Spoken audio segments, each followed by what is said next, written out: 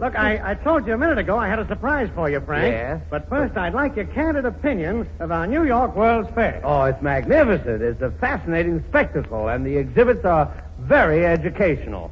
In a Max Sennett sort of a way. I can see you've been to the Aqua Cave. Been there. I almost drowned yesterday. But it's a very good fair. Probably the best fair that's ever been put on without my advice and cooperation. You put on fairs, Frank? My dear boy, when it comes to extravagances of this type, no city would dare go ahead without... Just a minute. Now comes the surprise. Oh? Mr. Y, would you be good enough to step out here, please? Why, glad to, Mr. Snipe. Frank, I want you to shake hands with a man who is personally responsible for much of the success of the New York World's Fair. Why, Billy Rose, how you've changed. Well, Just a minute, Frank.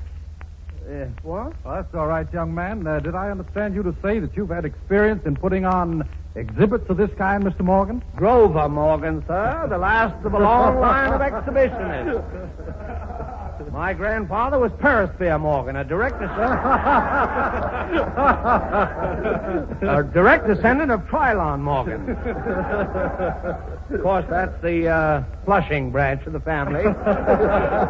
Frank, for the love of Mike, the guy you're talking to is the radio director of the New York World's Fair, John Young. I thought he didn't look like Billy Rose, but he got... John Young! Well, I'm afraid I've made an unforgivable mistake. Well, I don't mind, Mr. Morgan, but you better look out for Mr. Rose when you run into him. Yes, I'm always in trouble with guys named Young. I'd better be going now. You know, schedules. Wait a minute now. Just a minute, Mr. Morgan. Yes? I'd like to hear a little more about some of the fairs that you've directed. You're interested in fairs? Very much, yes. Oh, as I see. Well... I don't suppose you got down to the Philadelphia Sesquicentennial, did you, Mr. Young? No, I didn't. Well, I was the one. But I did meet all the directors. Oh, you did? Yes. Well, that was a good little fair. It would have been better if they'd had me. Let me see now. The Pacific Coast Exposition in 1915. Did you get out there for that? No, I missed that one. Oh, well, now, that was probably my best work. But I sent a man out there who brought me back all the facts and the figures of the whole thing. Oh, you did? Yes. Oh, well, that's right. I didn't see that either. Did you get any facts and figures on the Chicago World's Fair in 1893? I saw that one. Oh, you saw that I one? saw that one. Well, you're certainly well preserved, Mr. Young. Well, thank you. What about the fairs you ran yourself, Mr. Morgan? The fairs that I ran. Yes, the county state fair, bus fair. Why should I have to run into John Young? I'm in Dutch again. Dutch. Holland! What's that? Did you attend the Zeta Z World's Fair in 1925? I never even heard of it. Oh, well, there was a fair. Picture this sight by the side of the Zeta Z. An idealized Dutch fairyland with fascinating, spectacular exhibits from Amsterdam, Rotterdam, all the cities in Holland. Wait a minute. What's that? Amsterdam, Rotterdam, rather, and Amsterdam?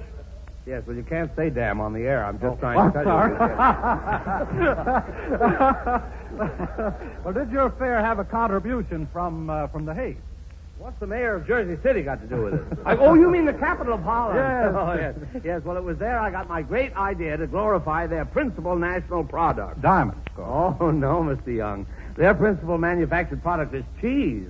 So I designed and built, at the entrance to the fair, an enormous palace composed entirely of cheese. Well, that's a novel idea. Oh, yes. I knew it would capture the imagination of every loyal Hollander, because their first glimpse of the fair would be this gorgeous structure of cheese.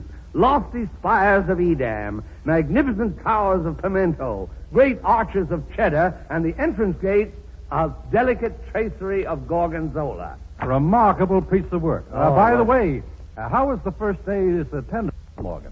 The attendance, yes. Well, it would have been great except for one thing. What was that? Well, nobody could get near enough to buy a ticket. I never should have made the box office out of Limburger. Well, so long, Mr. Young. I've got to go out and see the Aqua Cave.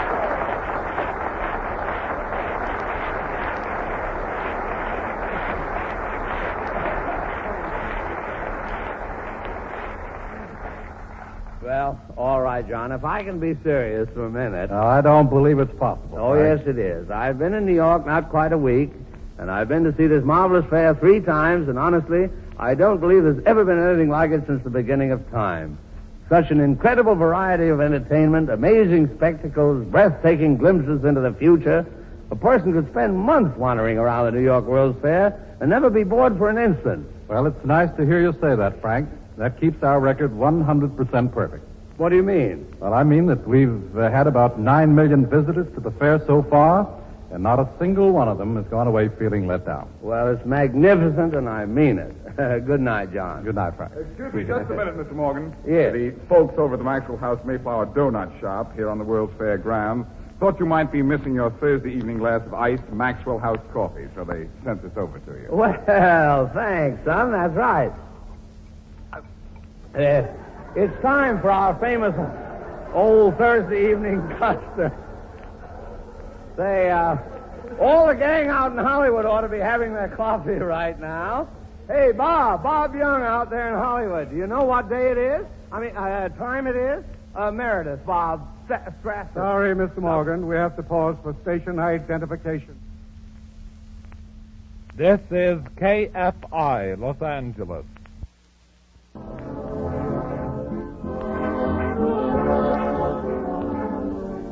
Yes, Frank, okay, we haven't forgotten. We're all here in Hollywood, and we're doing just what you're doing there in New York, enjoying some grand iced Maxwell House coffee. And once again, we invite all of our thousands of friends all over the country to join us in this happy Thursday evening custom. All served, everybody.